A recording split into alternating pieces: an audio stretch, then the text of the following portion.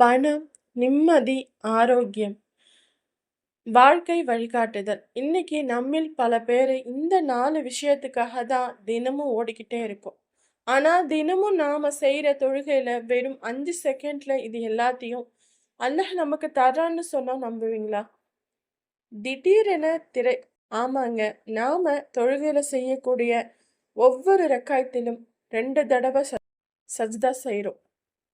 சஜ்தாங்கிறது ஒரு மனிதன் அல்லாஹ்வுக்கு மிக நெருக்கமாக இருக்கும் ஒரு உன்னதமான நிலை. அந்த 2 சஜிதாக்களுக்கு நடுவுல உட்காரும்போது, நபி ஸல்லல்லாஹு அலைஹி வஸல்லம் அவர்கள் ஓதிய ஒரு குட்டி துவா இருக்கு.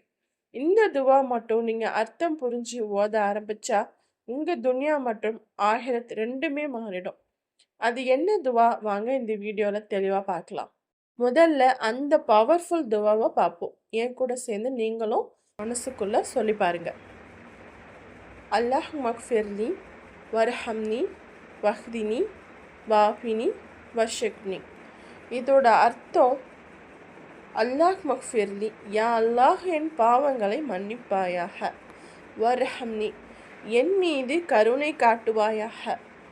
வஹ்தினி, எனக்கு நேர் வழி காட்டுவாயாக.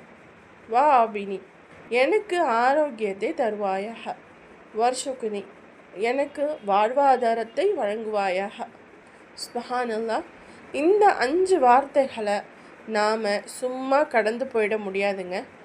இதோட ஆழத்தை நீங்கள் புரிஞ்சுக்கிட்டா தொழுகையில் உங்கள் கண்ணில் இருந்து கண்ணீர் வந்துடும். அல்லாஹ் மக்ஃபிர்லி, நம்ம வாழ்க்கையில் வர்ற கவலைகள், கஷ்டங்கள் எல்லாத்துக்கும் அடிப்படை காரணமே நம்முடைய பாவங்கள் தான். அதை அல்லாஹ் முதல்ல மன்னிச்சிடுறான். வரஹம்னி, அல்லாஹ்வின் ரஹ்மத் இல்லைன்னா நாம இந்த உலகத்துல ஒரு நொடி கூட நிம்மதியா வாழ முடியாது. வக்தினி, குழப்பமான இந்த உலகத்துல தவறான பாதையில போயிடாம சரியான பாதையில நடக்க அல்லாஹோட ஹிதாயத் நேர்வழி நமக்கு வேணும். வாவினி, கோடி கணக்குல பணம் இருந்தாலும் ஆரோக்கியம் இல்லைன்னா நிம்மதி இருக்காது. அந்த உடல் மற்றும் மன ஆரோக்கியத்தை அல்லாஹ் நமக்கு தரான்.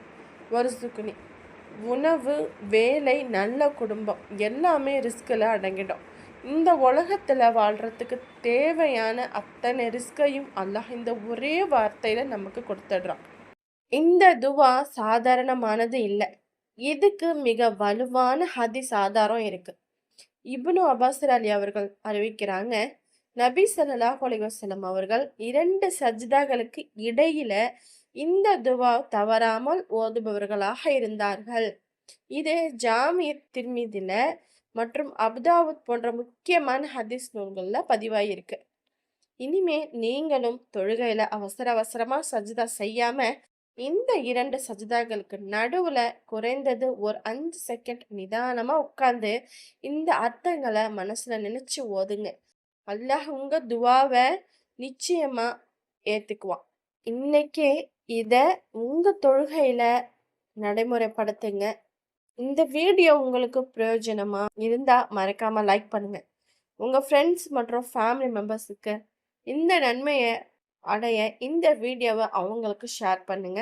மறக்காம சப்ஸ்கிரைப் பண்ணுங்க. பாதி பேர் சப்ஸ்கிரைப் பண்ணாமையே பார்க்குறீங்க. அல்லாஹுக்காக என் சேனலை சப்ஸ்கிரைப் பண்ணிட்டு பாருங்க.